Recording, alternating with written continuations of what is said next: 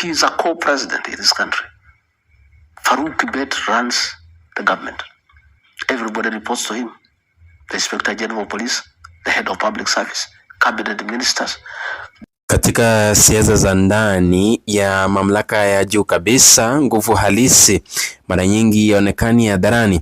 Haiko kwenye hotuba za majukwani wala kwenye mikutano ya wazi. Nguvu hiyo iko nyuma ya pazia, kwenye mikono ya watu wachache wanaodhibiti ufikiaji taarifa na uamuzi. Kwa muda mrefu jina moja limekuwa likitajwa kwa sauti ya chini lakini yenye uzito mkubwa, ambalo ni Farouk Kibet. Mtu ambaye alianza kama msaidizi wa karibu, lakini polepole akajijenga kwa muhimili usio rasmi wa maamuzi ya juu kabisa serikalini. Wengine walimuita mlinzi wa lango, wengine wakamuona kama kifuli cha mamlaka yenyewe. Lakini sasa upepo umeweza kubadilika. Ripoti za ndani, mienendo ya hivi karibuni na mabadiliko ya kimkakati yanaonyesha kitu kisicho cha kawaida. Mvumo ambao ulikuwa ukidhibitiwa kwa mkono wa chuma unaanza kupasuka. Tutakuwa tukichambua kwa kina asili ya nguvu ya nafasi ya Aid Camp na jinsi alivyobadilishwa safari ya Farouk Kibet kutoka msaidizi hadi kuwa shadow executive, na ishara mpya zinazoonyesha kuporomoka kwa ushawishi wake ndani ya State House. Karibu kwenye uchambuzi wa nguvu unaobadilika. Kabla hatujaweza kuzungumzia Farouk Kibet, ni muhimu kuelewa nafasi aliyotumia kujijenga. Nafasi ya Aid Camp au ADC kihistoria ni ya kijeshi. Ni msaidizi wa karibu wa kiongozi mkuu, mara nyingi rais anayehusika na ratiba, usalama wa karibu na utaratibu wa shughuli za kila siku. Kwa mifumo mingi ya kidemokrasia, ADC hana mamlaka ya kisiasa, hatoi maamuzi ya sera na wajibu wake ni kiutendaji, si wa kimkakati. Lakini katika mazingira ambapo mifumo ya uwajibikaji ni dhaifu, nafasi hii inaweza kubadilika haraka. Kwa sababu gani? Kwa sababu ADC ndiye anayeona nani anaingia na nani anatoka, anayesimamia muda wa rais, na mara nyingi ndiye anayesikia mazungumzo ya ndani kabisa, na hapo ndipo mlango wa nguvu halisi unapofunguka.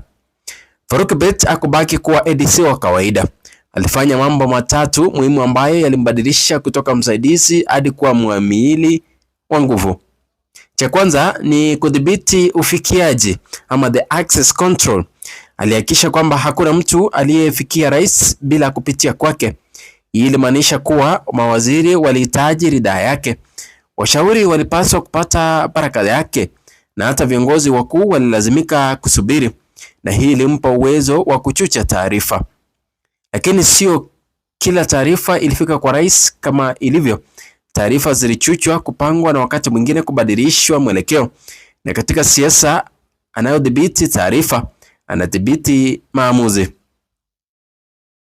Aliunda mtandao wa watu waliokuwa waaminifu kwake ndani ya State House, serikali na hata nje ya mfumo rasmi. Hata walikuwepo macho na masikio yake kila wakati. Kwa hatua hizi tatu, Farouk Kibet aligeuka kuwa kile ambacho wachambuzi wanaita shadow executive, mtu asiye na wadhifa wa kikatiba lakini mwenye ushawishi mkubwa kuliko walio nao. Lakini hakuna mfumo uliodumu milele, na dalili za kwanza za kuporomoka kwa ushawishi wake zilianza kuonekana kimya kimya. Dalili ya kwanza ni viongozi kuanza kumpita aswa bypassing by the gatekeeper.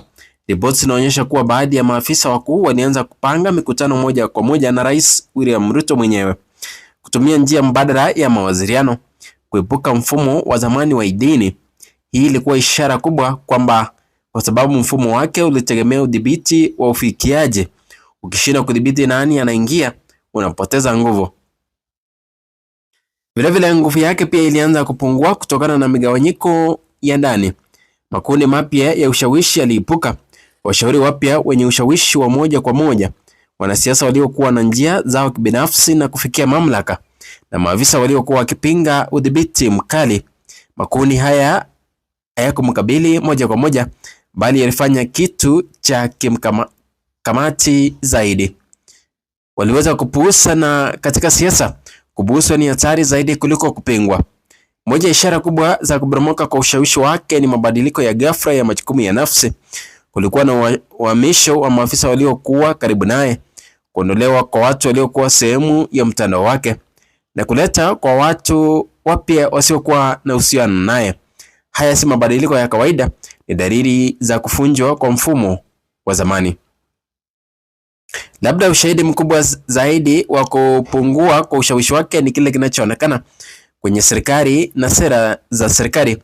Kwa muda mrefu kulikuwa na mfumo wa vetting, huku hakuna sera inayotangazwa bila kupitia vetting mkali. Kuna uamuzi unaotolewa bila kuzingatia athari zake. Lakini sasa tunaona sera kutangazwa kisha kubadilishwa haraka. Maamuzi yanatolewa leo na kesho yameweza kurekebishwa. Inaonyesha kukosekana kwa uchunguzi wa kina au mfumo wa vetting kuweza kufunjika.